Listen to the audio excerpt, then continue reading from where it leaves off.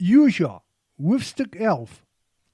Die koning van Gasor, Jabin, het daarvan te hore gekom.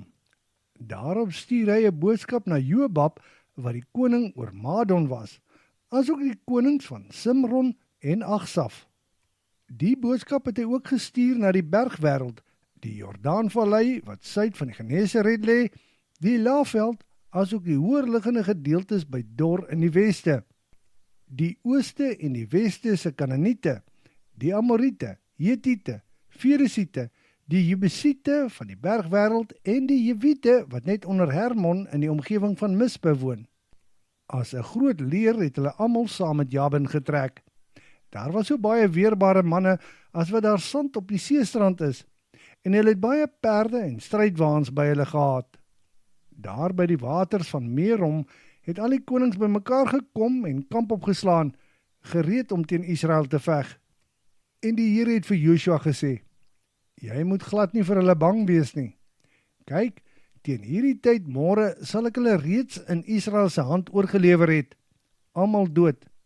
Kap die hakskeensenings van hulle perde af en verbrand al hulle strydwaans." Toe verras Josua en die manskap hulle daar by die waters van Merom en hy het hulle oorval. En Israel het hulle oorwin en agtervolg tot anderkant Groot Sidon, Misrefot Maim en die vlakte van Mispe wat in die ooste lê. Niemand het vrygespring nie.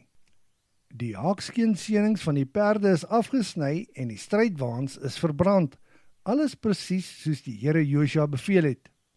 Vandaar het Josua weggedraai na Gasor en die stad ingeneem en hulle koning met die swaard omgebring, want van al die koninkryke van die omgewing was Gasor die belangrikste.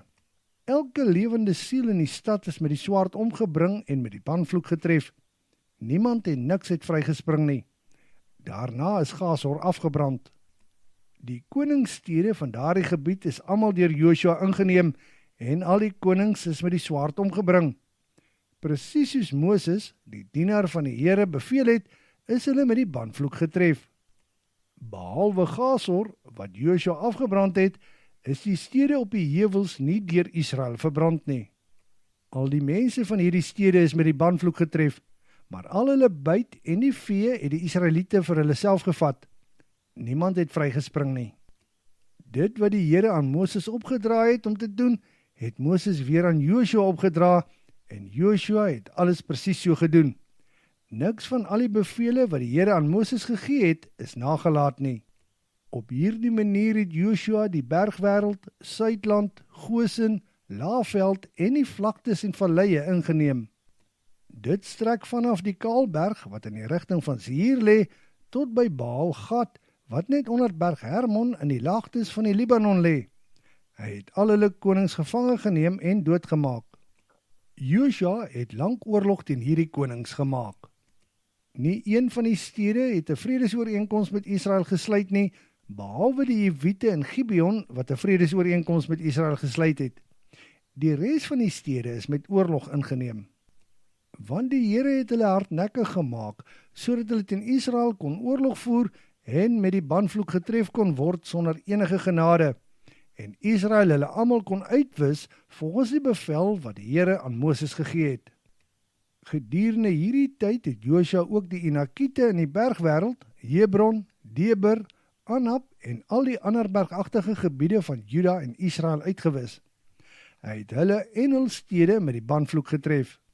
Slegs in Gaza, Gat en Asdod het daar nog Enakiete oorgebly, maar in die gebied van Israel was hulle nie meer nie.